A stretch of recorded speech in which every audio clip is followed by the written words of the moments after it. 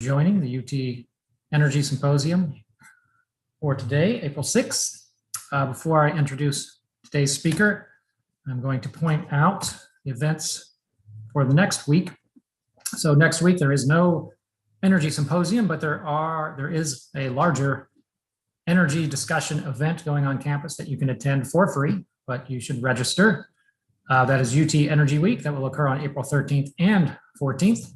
Sort of 2/3 of a day of discussions both days. You can go to energyweek.utexas.edu. You can also go to the Energy Institute website to find the registration link and look at the agenda items. So we'll have perspectives from academics, obviously industry, companies, and NGOs and philanthropy, different panels. The subject of the Energy Week is largely around energy transition. So it's largely an extension of what we're going to hear about today.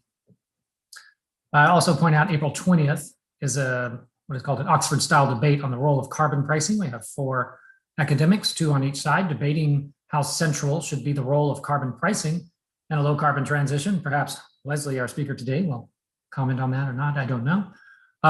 You can see a description of that on our Energy Institute events site that is linked there. And there's also a pre-survey, a survey for people to answer before the debate, say which side of the debate are you on before the debate, and then watch the debate, then answer the survey again after the debate. And the winner of the debate is whoever shifts the votes in their direction the most. So that is the way we're going to try to make it work. And that is 2 weeks from now. Anybody can vote beforehand, even if you don't attend. So without further discussion, I will introduce our speaker for today, Lesley Jantarasami, and she is the Associate Director for Energy and Climate with the Bipartisan Policy Center. She's going to talk about pathways to a net zero carbon economy.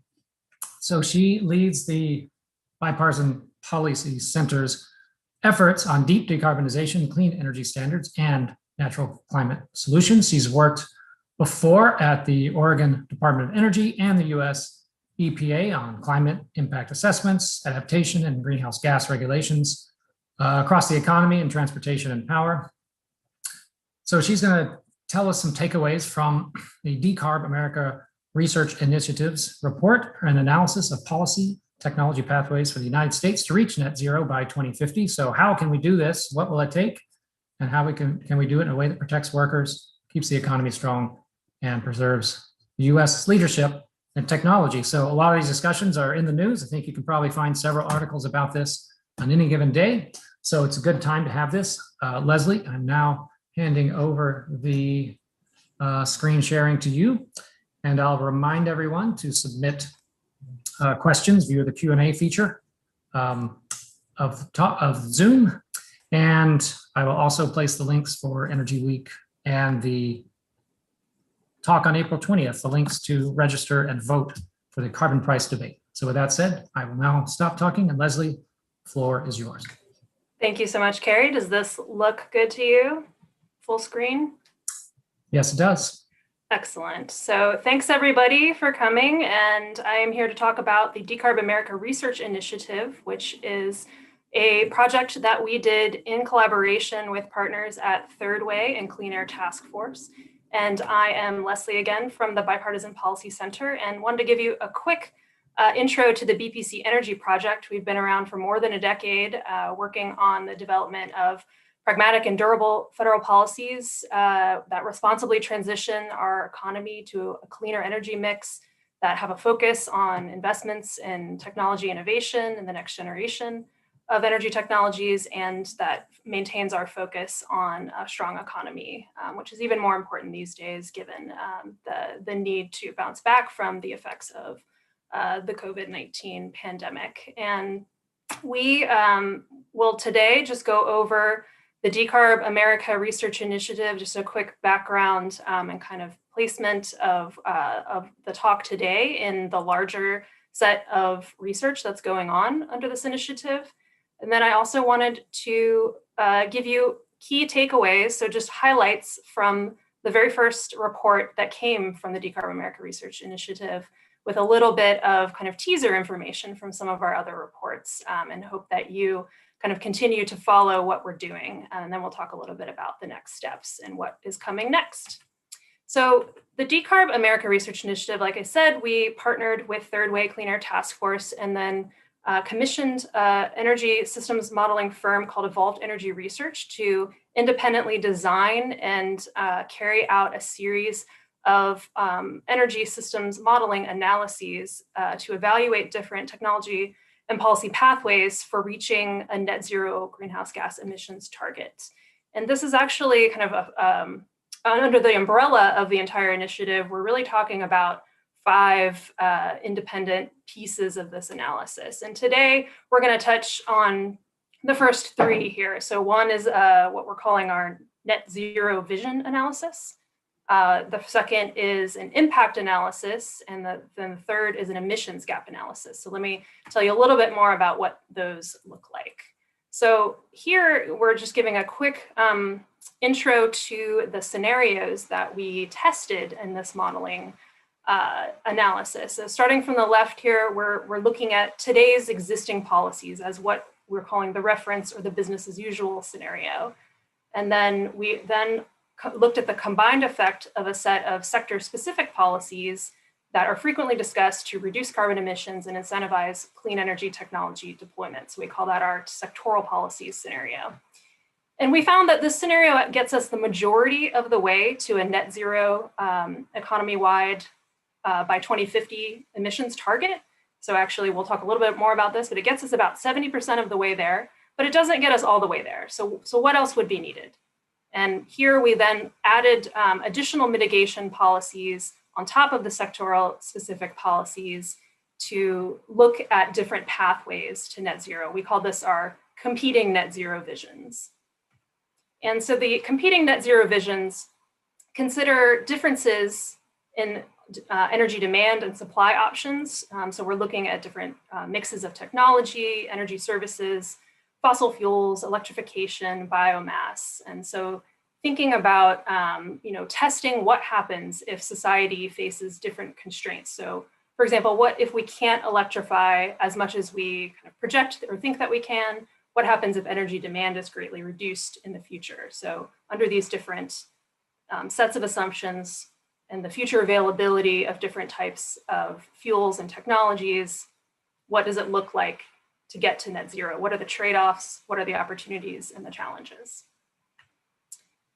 So, we took the impact analysis piece of this by comparing our reference, so today's kind of business as usual with the current policies that we have on the books, projections out to 2050, and then overlaid and compared that against a set of sectoral policies. So this is our sectoral policy scenario. It's covering the electricity sector, fuels, buildings, industry, emissions, transportation options, and then covers some of the additional greenhouse gas emissions that are found in kind of non-energy like agricultural and some ozone depleting substances, so some like different chemicals that are used. And so we overlaid a set of policies that are commonly discussed. And then this is where we did our analysis of how far would that actually get us. So it's a little bit more of a bottom up rather than saying, for example, Carrie mentioned carbon pricing earlier. Carbon pricing is sort of a overlay this policy on top of the economy and then see how the emissions respond to that price signal. Here we're saying, well, what if we actually go sector by sector and say, what are some of the policies from the bottom up and then see how far we get in terms of emissions. We found that it didn't quite get us all the way to net zero. So then we wanted to do a policy analysis to say what additional actions are needed in order to close that gap and reach our net zero target. And so we have some insights into additional needs and policies for closing that gap. So again, today here we're focused on some report findings, just highlights, so not everything, but the Decarb America Research Initiative published 2 reports thus far on our website, and we have more coming. But today here we're focused on the pathways to net zero emissions, and then a few insights from our energy infrastructure focused report. And maybe at the end, if we have time, I can give you a little tour of our website where we have some interactive maps. So for key takeaway number one in the report, it's really focused on this question of cost, because for policymakers, it's kind of the number one concern is where we're talking about transitioning our entire energy system, our economy, away from what has traditionally been, a fossil fuel-based economy to embrace, a new set of low and zero carbon energy sources. And so what does this cost us? So what we found is that depending on the assumptions, so depending across all of these different ways of looking at reaching a net zero, it's a range of costs, and it depends on the types of assumptions that you're making regarding final energy demand, the suite of technologies that may be available, and the different constraints. And so, but across all of these scenarios, so again, we looked across 9 different suites of input assumptions and scenario developments, and what we found is that we can bound the estimated cost by anywhere from as low as 151 billion per year to around 800 billion per year. But as a percentage of GDP, when we're thinking about over the same time period, the overall economy growing up to 62 trillion, our estimates are constituting about 0.4% to 2.2% of that total GDP. And then compare that to historical spending on the energy system, which has ranged from 5 to 10% of GDP over the last 2 decades. This actually means that what we project as the future energy system under a net zero framework is actually less costly than today's energy system. So these aren't insignificant, of course, but we did want to put it in that important perspective. We also see, sort of some of the differences in a net zero energy system and what you're actually spending the money on. So, and again, because this is an economy-wide study, so we're looking at all different sectors, all different forms of energy. So transportation fuels are a big one here as part of the overall spending on the energy system. You see kind of in the bottom part of this graphic in the kind of reddish, orangish colors, we're going to be in 2050 spending a lot less on kind of oil-based and kind of your traditional gasoline transportation fuels primarily, but refined oil products and some natural gas are offsetting some of the costs that we are seeing by new investments in the clean energy system, which is primarily focused on building out our clean electricity resources, upgrading and extending our transmission and distribution infrastructure, and on the end use equipment and end use technologies that are going to be needed on the energy demand side. So a lot of things on the buildings and things that are going to be deployed in kind of the industrial sector to address emissions. And then we also see some spending here, and it becomes even more important when we're sort of talking later on in the kind of 2050 timeframe, but the zero carbon fuels production and what we call here carbon management, which is really technologies and other approaches to remove carbon dioxide from the atmosphere. And so when when you hear people talk about kind of carbon removal or carbon sequestration, carbon capture, this is all kind of part of the carbon management bucket. And so that becomes even more important in order to meet net zero targets. It's not always about pushing all the emissions down to zero. It is a net zero target. So if we are able to kind of deploy these carbon management technology solutions, we can have a piece of this be an offsetting feature and have sort of a source of negative emissions, essentially, where from a very, very hard or very, very expensive, hard to decarbonize and hard to get those last percentages of emissions out of the system, then you have these approaches for kind of reducing and meeting that net zero target. And I did want to highlight from our infrastructure report a piece here that, in addition to kind of what the change in the transition of how we spend our money on the energy system, it actually kind of translates into what we think of as a jobs and kind of industry opportunity. And we have some results that I wanted to highlight that are more regionally based. And so this is what I was saying on the website. We do have a series of interactive maps where you can zoom in even down to the state level and kind of look at some of our modeled projections under different scenario assumptions about how the energy system in the future will look. And so we see that regions kind of in the middle of the country, so definitely including Texas, are particularly well positioned in across all scenarios. The details, do shift kind of the relative magnitudes of some of these opportunities, but it is a consistent finding across all of our scenarios that we are looking at a diversity of clean energy opportunities. And in the Midwest, one of the major stories here is develop more build out of some renewable energy technologies like onshore wind that actually co-locate themselves with fuels production systems. So hydrogen and other zero carbon fuel like hydrogen carriers. Production co-locates with renewables and with natural gas with carbon capture to produce this form of zero carbon fuels, which is very important for decarbonizing both transportation and the industrial sector. And in order to support additional development of zero carbon fuels, we also have a build out in the middle of the country, in the Midwest, for biomass feedstocks for zero carbon fuels. This actually, we find evidence of a doubling or tripling in some states of the production of biomass in order to create green hydrogen.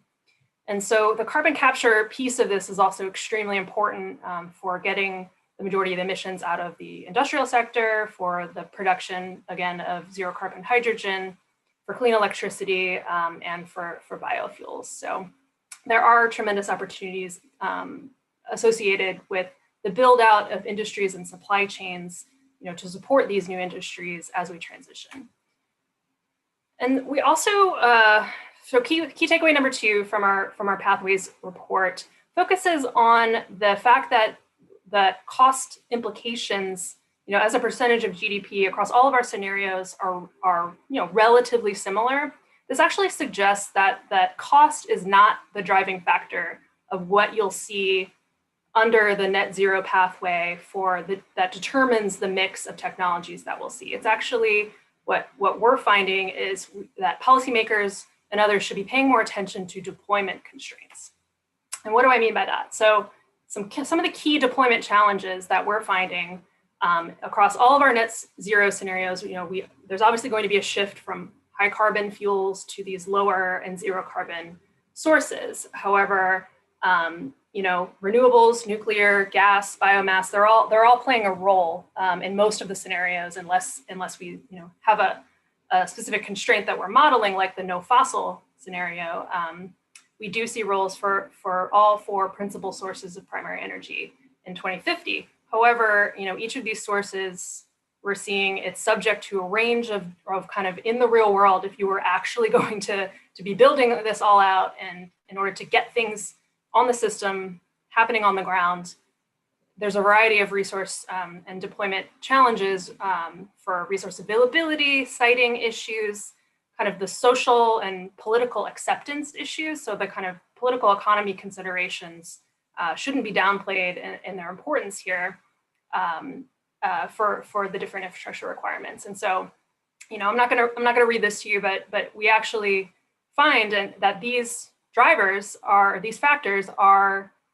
kind of big important pieces to pay attention to, and why we see such a range when we're talking about the build out of these different categories of primary energy across our scenarios. And then just, to illustrate again, the one deployment challenge we talked about is the siting or the permitting, and kind of the build out and the scale of what the challenge that we're talking about. We're finding, just for the electricity sector and just looking at wind and solar compared to historical ranges, we're going to be needing to maintain a pace of build out that's 50% higher than any recent historical year, which is the gray shaded area in this particular graphic. And so this just underscores the need to kind of look at some of the policy processes that kind of enable some of the energy transition, and not just thinking about the technologies themselves. And in this figure, and I know, sorry that there's actually no units depicted here, but really it's it's not the overall magnitude that we wanted to draw your attention to here, but rather the mix and kind of the diversity of energy sources that we're seeing in each of our different scenarios and how that changes depending on the scenario and their underlying assumptions. And so, this figure and our findings here really highlight the range of different outcomes that you can see across these different scenarios when you're imposing different deployment constraints. So for example, the no fossil case here, you obviously by 2050 see no fossil fuels. And so what has to backfill that gap? Well, it has to be in this case, or it is in our model, it's backfilled primarily by a much larger build out of solar and wind power than you see in some of the other scenarios. So for example, constrained renewables is putting some constraint, assuming that there will be challenges associated with kind of siting and social acceptance of large numbers of renewables. So what does that look like? Well, what backfills here in this case we're finding is here in the legend, it's just labeled natural gas, but that's zero carbon natural gas. So by 2050, these are our net zero scenarios. So everything has to be a carbon-free form so it's natural gas, but in this case with carbon capture, or natural gas electricity generators that are burning kind of a natural gas zero carbon equivalent like hydrogen.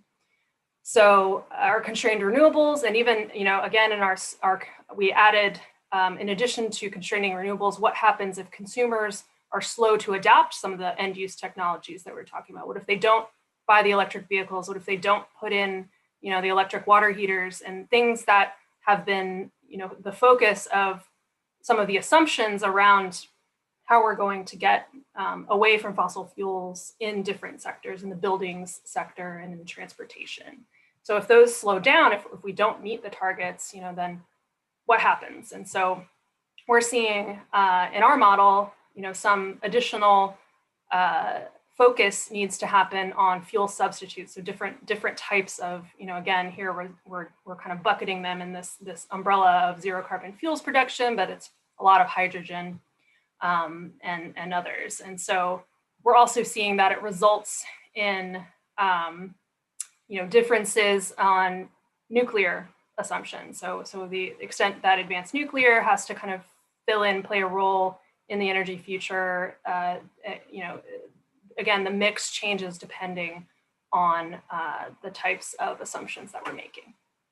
And so because we see this result, we really find here and want to emphasize in key takeaway 3 that rapid decarbonization of our economy is going to be an all of the above situation here, and both existing and new clean energy technologies have a role to play.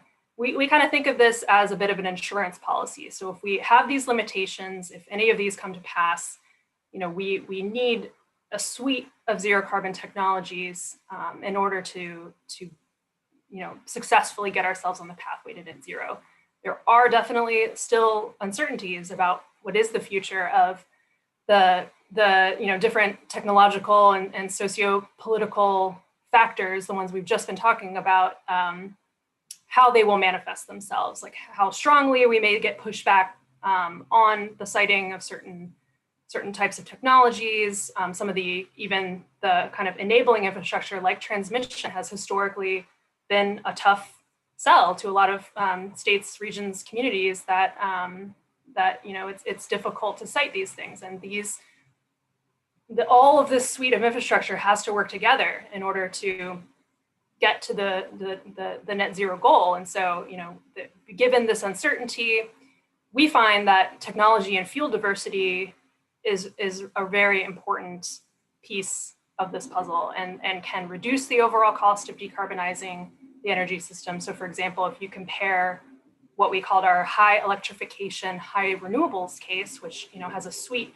of different zero carbon technologies deployed, compared to a no fossil scenario where we're limiting our options, we're just saying it all has to come from technologies, and no fossil fuels can play a role. That's a significantly more expensive scenario. And so, we feel like the policy takeaway here is that technologies shouldn't be kind of left off the table, and that keeping things, whether through policies that support, a diversity of research, innovation, kind of focus on both kind of the getting technologies into the commercialization pipeline, as well as deploying them once they're ready to go. We should have policies that kind of keep a diversity of these types of energy systems, and also not to neglect them in other policy. And so here, just again, not gonna read all these details to you, but this is how we highlight some of these critical paths for technologies that we feel are going to be extremely important in keeping costs down in a net zero environment. That the innovation focus is extremely essential to kind of not only the ability to meet the targets, on the time frame that we're talking about, but also to keep costs down. And it plays a role in American competitiveness and kind of our presence on the global stage when thinking about all countries that are going to be pursuing different pathways to net zero. How, if we develop these technologies, how does that boost, our global position and our economic opportunities? And so we actually do have a separate report coming out just to highlight future attractions coming from the group. So we will have a deeper dive into some of these questions around innovation. So key takeaway number 4 is regarding inclusive policies that can allow, again, for this wide range of solutions that can bolster the ability of all regions of the United States to play a part in this transition. So when I talk about competitiveness and the economic opportunities and the ability that we're talking about, it's a different regional story. And so we have some examples here. We just chose Florida, Iowa, Pennsylvania, and Texas because they do have different sort of natural resource endowments of, Florida is obviously quite a bit sunnier than other places. Iowa's quite a bit windier than other places. And so, certain regions really kind of stand out in terms of their just natural ability to harness some of these technologies. And so what does that mean for regions that, that don't have those same resource endowments? And so we can have different mixes of technologies in a net zero future that allow all regions and all states to have a piece of the opportunity and develop the technologies and industries to support this net zero transition. And we actually have, if you want to read more about it, I'm going to drop a link into the chat later to an article that just came out in CNN all about our study here, our Decarb America Research Initiative, that really has some great examples of how this could look and delves a little bit more into this question of kind of state by state differences. How does that stack up to today's energy system? So I would encourage you all to take a look at that. But just wanted to flag here again that states that produce fossil fuel energy now, they still have opportunities to remain leaders in energy production. Particularly, Texas does remain the largest energy producing state, even in all across of our scenarios under this net zero future. It's just that other states now also have opportunities opening up for them as we think about deployment of different energy solutions. Lesley, there's a related question. Great. It's something you're talking about, different ability to produce different forms of primary energy. And this question is about how the markets and rules and regulations are different in different states, this kind of thing. So a person is asking, I guess effectively, how do you implement policy to incentivize investments for these different types of infrastructures for the transition? How do you mix the policy changes with the resource availability, I guess, per region?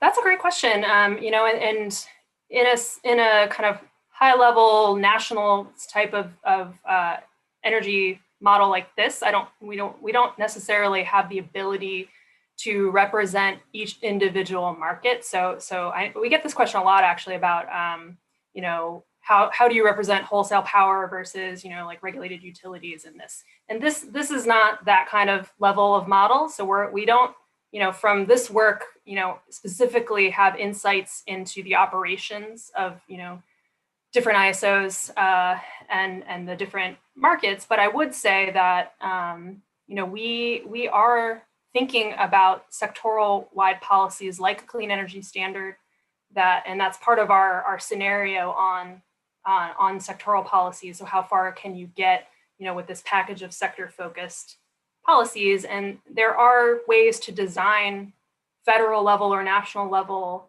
policy tools that apply and can, enable efficient deployment of clean energy technologies without, being constrained necessarily by whether you're in a regulated or unregulated market. And so I think it just sort of, it depends, on the structure of the policy. And so we in particular, Bipartisan Policy Center looks and advocates for, clean energy standards that are technology neutral, that aren't picking winners and losers, but instead they're essentially, creating a framework where the energy, utilities or the producers of energy, they know the targets that they have to hit in terms of, whether that's, production of megawatt hours, how many, you have to produce percentage wise that qualify as clean under a clean energy standard. And then, they get to make those choices about how those resources are deployed. And so it's essentially creating the framework and allowing the details to be filled in by those who are closest to making those decisions rather than the policymaker making those choices for them. And so those are the types of things that we're looking at that can enable, more deployment of and essentially, meet the criteria of not taking technologies off the table, but rather allowing kind of this more level playing field for choice in how we transition to the net zero future. And since we're talking about electricity, let's move on to key takeaway number 5, which, just for context, all of our scenarios, electricity is just, a very, very, important underpinning sector for the transition to net zero. In most scenarios, we're seeing at least a doubling of electricity demand. In some scenarios, especially ones that project high levels of electrification and high deployment of end-use technologies that use electricity, we are seeing up to 75% increases in load. And so we're really can't be emphasized enough that kind of the buildings, for thinking about electricity and electrification in the building sector, there's a lot of kind of thermal end uses that are often talked about, the water heating, space heating, et cetera, that are driving some of this modeled increase in electricity load. So it's incredibly important. And really what we're saying is that, these technologies and the focus on electrification as a solution, it remains kind of the easiest and least expensive sector to decarbonize because it builds on decades of R&D and kind of the focus of a lot of government programs, in kind of producing some of the technologies that we're now saying, are the key to electrifying and decarbonizing other sectors. And so we really see that, increased reliance on some of these more established technologies, including, some of the end use and some, wind and solar on the generation side. These can reduce some of the costs associated with the need to really have or to wait for some sort of technological breakthrough in some other way. And so, we see that as a really important piece of the portfolio, saying that, the cost and complexity of completely moving to net zero economy can be greatly reduced if we have electrification and focus. But that being said, key takeaway number 6 really talks about the need that you can't, widespread consumer adoption is a key, part of this happening. We can't just imagine that every single person will immediately, uptake some of these technologies. So for example, there are stock turnover limitations and how often are you actually going to be replacing your water heater, for example, or how often do you actually purchase a new vehicle? And so the speed of uptake of these different technologies is a really important piece that often gets sort of brushed over or isn't really much of a focus. Particularly when designing policies, there's not always an emphasis or a mandate, for government agencies or others to think about policy supports or technical assistance or education outreach efforts to help people understand the importance and kind of the utility of some of these technologies for lowering costs, or being part of the need for pushing, the sector to address greenhouse gas emissions. And so, policies that contain some sort of programmatic support for incentivizing behavioral changes. I think rebates are a classic example of this, particularly in the transportation sector. And here in this graph, you see our example here of zero emission vehicles, primarily electric vehicles.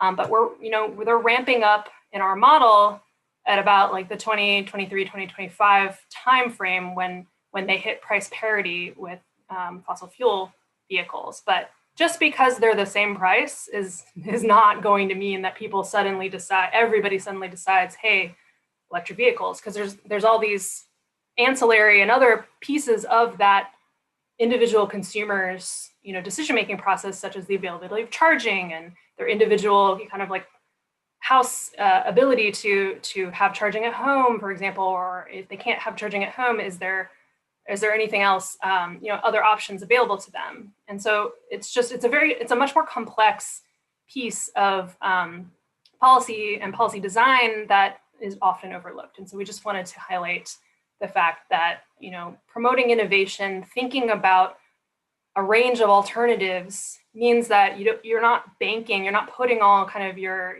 eggs in one basket of like, everybody must buy a ZEV, or this plan is never going to work. So if you have kind of this range of consumer choices, then that actually can be an important piece of the strategy. So key takeaway number 7 is our emissions analysis, comparing the suite of sectoral policies that get us most of the way to a net zero target. And this is just thinking or showing you how it compares to the reference scenario, which is today's business as usual. We can reduce economy-wide emissions by 75%, and it's even better if you just look at the energy and industrial sectors. It's up to 80%, but it doesn't quite get you all the way there. The remaining gap we found was 1.6 gigatons of CO2.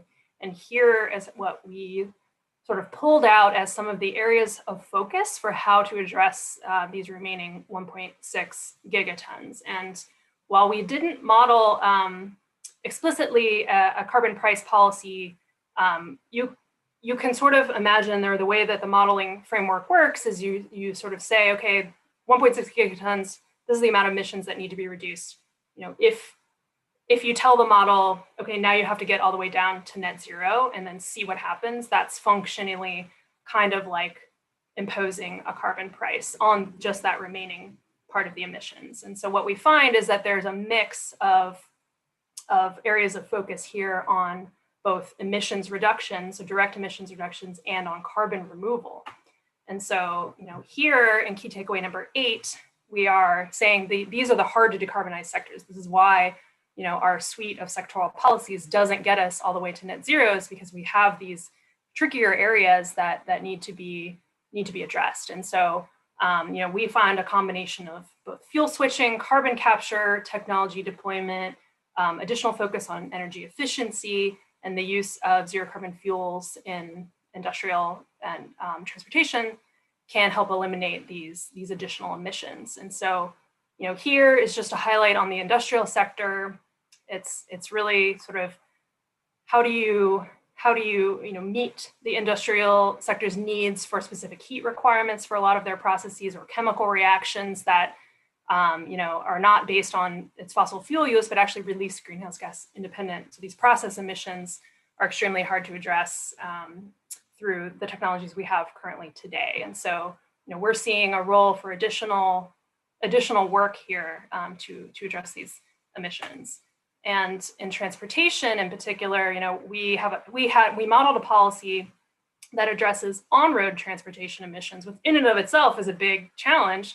But what are we doing now for air, for jet fuel, for rail, for other marine vessel, the carbon in those forms of transportation. And here again, we see this need for additional focus on innovation and different opportunities for creative thinking on policies. But we find that hydrogen is probably going to be a critical aspect of meeting and addressing the remaining emissions from both transportation and industrial. And then some of the non-kind of energy areas that we included a look at in the modeling framework is agriculture and non-CO2. So this is primarily ozone depleting substances. Non-energy emissions include methane, nitrous oxide from cows, livestock, enteric fermentation, and the application of fertilizer and soil management. So there are some emissions, that are associated with that we modeled that there would be, improved efficiencies in application of fertilizer and in management of manure and in ozone depleting substances. But then in order to kind of make up for the emissions that we couldn't address through additional efficiencies, we deployed carbon removal strategies. And so here, this is our, I think, final key takeaway. Aggressive emissions reduction strategies are absolutely going to be required in order to meet net zero. But in addition, we also see a very extremely important role for cost-effective carbon removal to address some of these remaining emissions. And so we modeled 3 strategies. We have deployment of direct air capture technologies, we have bioenergy with carbon capture and storage, and we have carbon sequestration in terrestrial ecosystems. So this is primarily soils and forest carbon.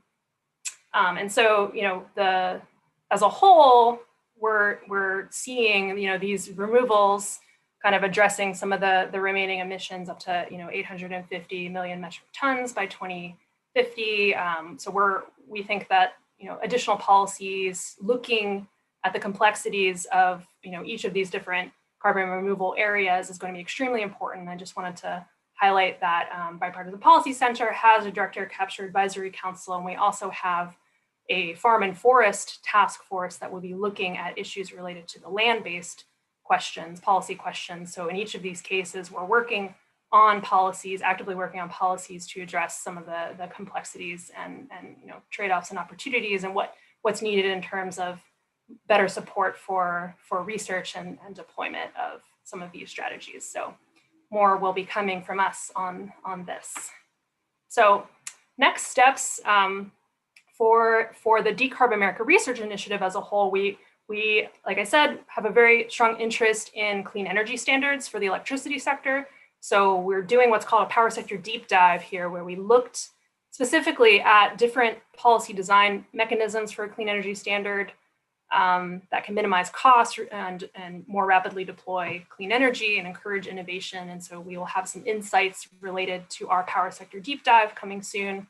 Again, I mentioned that we also have a closer look at innovation and some of the cost and technology breakthroughs that could affect and speed up or make more efficient ways of meeting our net zero target. And then, to follow up on some of the cost information we have, we're also looking at the effects on jobs. So we have a different firm that we're working with that is modeling some of the net jobs associated down to the state level on employment and state level GDP for how the job mix will change and how many direct and indirect jobs can be created from these opportunities. So stay tuned for additional information coming from us. Just really thank you for having me today.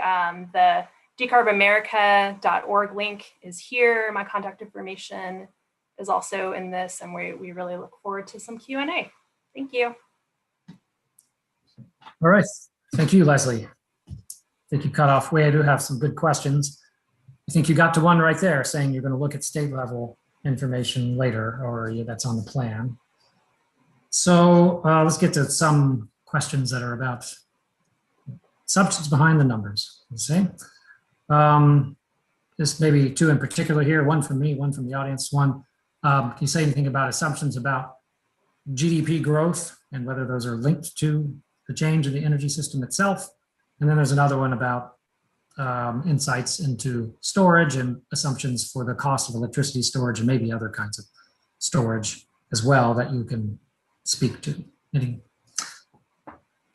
Yes, so you're talking about input assumptions, I'm assuming. So we did model population growth, according to, I don't know, the kind of traditional ways that these modeling studies, I don't have that information off the top of my head, but we have all of the kind of technical and methodological kind of background information is available on the Decarb America website under some of the technical results.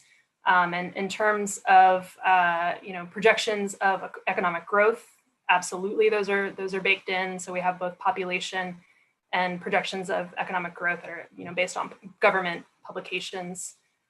We also do model existing energy storage cost curves that are available.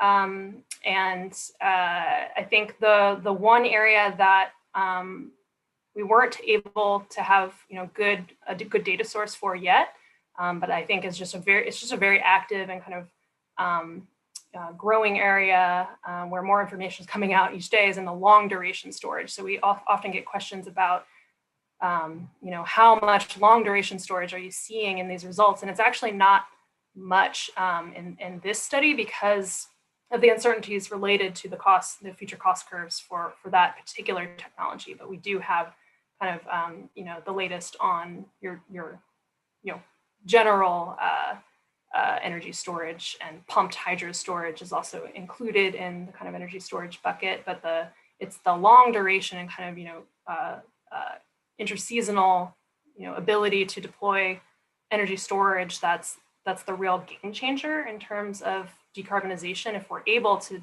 do that and be able to store and then shift renewable generation across seasons, that's going to be where we see big differences in what we've modeled versus that kind of scenario. Right. Thank you. Any comparisons that you know of, similarities or differences with whatever's being discussed in the sort of Biden infrastructure plan? Yes, so the Biden infrastructure plan covers a lot of the same priorities that we see are important insights from our modeling. I think transmission is definitely one of those things. The importance of addressing power sector emissions is another. And so the Biden administration has also proposed a clean energy standard as a piece of that overall proposal. I think there's also been some recent things coming from the administration regarding offshore wind in particular as a piece of electricity, clean electricity sector deployment. So some new targets based on offshore wind. And then there's some new, or additional incentives that have been proposed for, again, different forms of clean energy.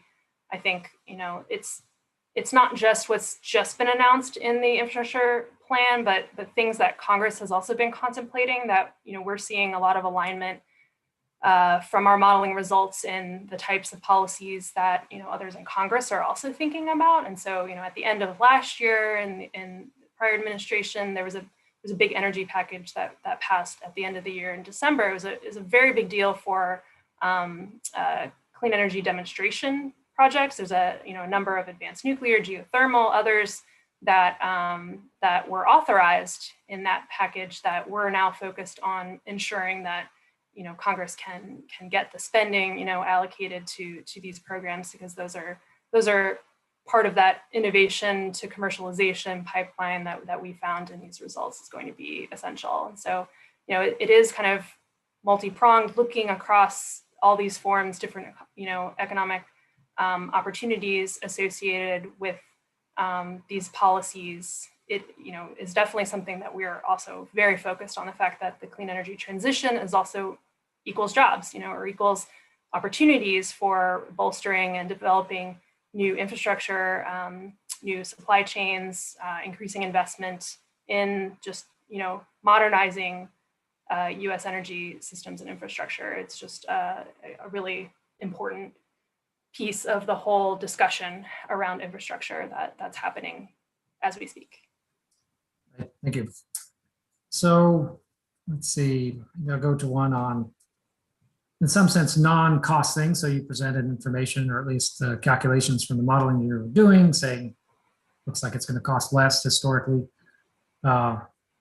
Not asking specific questions on that, but given that many reports also say, well, cost does not seem to be the barrier for various reasons or assumptions and models.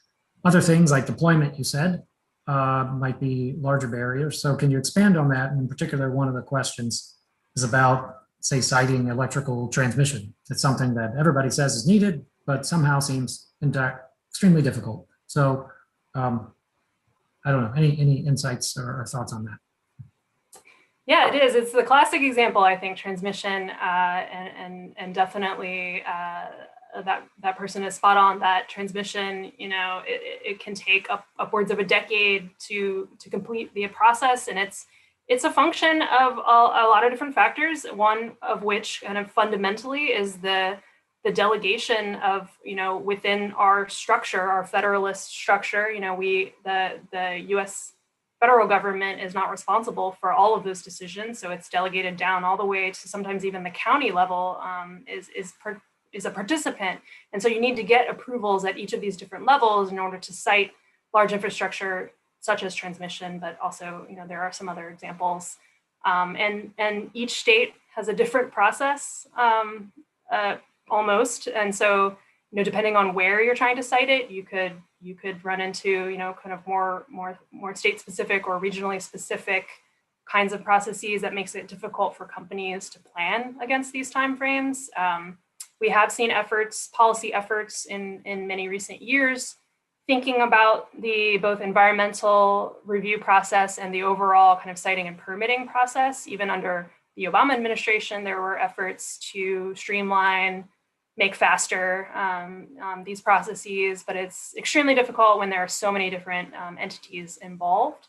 And we actually, the Bipartisan Policy Center has a task force that recently announced to look at this exact question.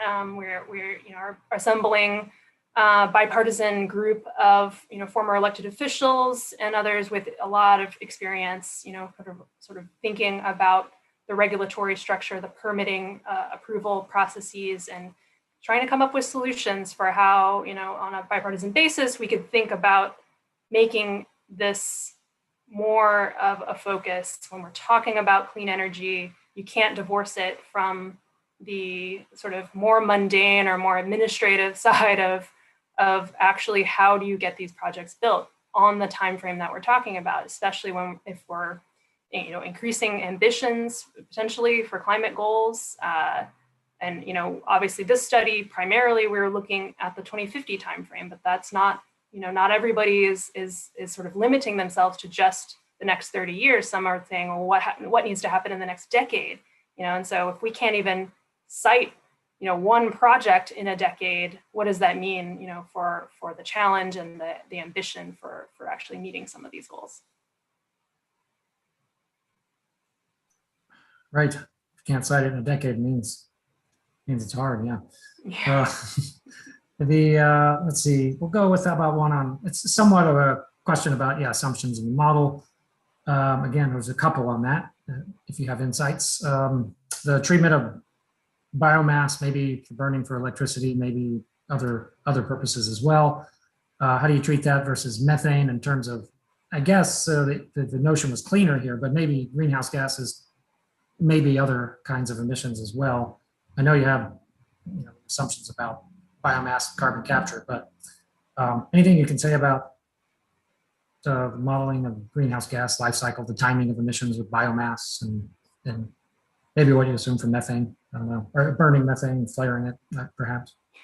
Yeah, those are absolutely very active policy conversations, and factored into our modeling as well. So we did apply constraints to biomass and biomass with carbon capture deployment, specifically to address these considerations and the complexities of how you account for biomass, and the need for, particularly, the types of biomass feedstocks that we're talking about. A lot of it is not just corn, or it's not just burning trees for electricity. It's different newer forms that are still actively being researched about what is their kind of life cycle carbon benefit, and what do we know, and kind of how can we quantify some of these considerations. But because there are still those uncertainties, we actually limited the deployment of those things in the modeling framework. And so we actually only see bioenergy with carbon capture primarily deployed to address industrial sector emissions, and because it's a part of the development of the new hydrogen economy. So it's in the production of hydrogen-based fuels that we see that happening. We also modeled a specific scenario that's called the low biomass scenario, assuming that there isn't enough sociopolitical acceptance of biomass to use it on a large scale. So to just thinking, what does it look like if we just don't use much of that? And then for methane, we did model different assumptions related to the regulation of upstream methane. So this is a piece of some of the deployment challenges that we noted in the different scenarios for the future role of natural gas. And so I think it's definitely part of the question around the role of natural gas in a net zero economy. The carbon capture piece of that and the upstream piece of that will definitely be part of the discussion and how we structure that. And so we did include some different looks at how that could play out. Okay, here's one a little bit more on, well, it could be, if you recall the assumptions, but maybe if you recall a takeaway from this potential trade-off. The question is, so do you see a trade-off in one scenario or another of hydrogen versus carbon capture, with the sort of assumption here, premise that if hydrogen gets cheaper to make and store, then it will sort of take away the need for carbon capture a little bit more? Are there any insights on that? That's a great question. I do think that some of our scenarios, show differences in the deployment of carbon capture versus hydrogen, but I guess it sort of depends on what sector of the economy you're looking at. So the hydrogen or the carbon capture, it can be actually separated in many, or I think most of our scenarios, from the development the carbon capture is deployed in the production of hydrogen. So blue hydrogen, for example, is created through steam reformation of natural gas with carbon capture. And so we create these zero carbon forms of hydrogen by deploying carbon capture upstream. If you're talking about trade-offs in how much we use hydrogen versus in the putting carbon capture on a point source like a natural gas electricity generating plant, for example, we don't see quite as much of that point source use as we do upstream in the production of some of these zero carbon fuels. Right. We have a couple more here, but what is the,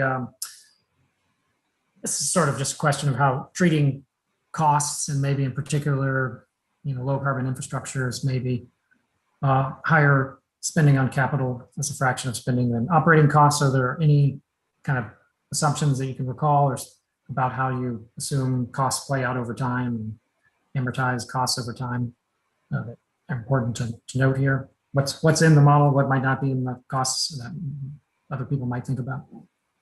Unfortunately, that's a level of detail beyond what I have at my fingertips right now, but I could look into that and get back to you. Oh, fair enough. Thank you. And perhaps I'll go with this last one here. So I guess this is sort of forward-looking, or what you might anticipate from the future study on looking at the clean energy standard. It's a question here: are you is there explicit consideration? Are you anticipating an explicit consideration of carbon pricing, or just sort of adding up clean energy standards, or thinking about it nationally, or adding them up regionally? What are you hoping to find from this kind of future work? So I think, our view is, and it's reflected in how we decided to structure our modeling to look at, the kind of bottom-up impact of just going sector by sector with different policy types to address the transition in different sectors. We actually feel like politically that is a more viable pathway at this point, sort of thinking as a portfolio of different climate policy opportunities in different ways, rather than thinking about it as just one economy-wide carbon price. As long as you pass that, then we're good to go. That's actually not the focus, of our 3 organizations at this point. We're thinking that it is more likely that we'll see different pieces, and I think this messaging is kind of reflected even in this administration under the kind of whole of government approach, where you see like everybody has their piece of addressing climate change, at least through the administration side, and then within Congress we're seeing different opportunities coming up in different types of policies vehicles, and so addressing clean energy standard, potentially as a standalone piece of legislation or rolled up into a larger package related to infrastructure. The other work that I'm doing on natural climate solutions, so thinking about that land carbon removal opportunity, that's kind of a question of the Farm Bill, for example, and how do you work with agriculture and forestry, on thinking about policies that are good for the climate, but also good for those sectors. And so, there are, I think it's just a suite of opportunities that we're going to target as being the more likely route for pushing these policies forward, rather than, just focusing on one carbon pricing. Thank you. Approach. So I encourage you to put that vote, which I think is in a carbon price is not key to going low carbon, into our voting for April 20th on our carbon price debate. We'll end here. Thank you very much, Lesley Jantarasami, with the Bipartisan Policy Center, Associate Director for their Climate and Low Carbon Program. Thank you very much. It was a great talk. Thank you. Thank you.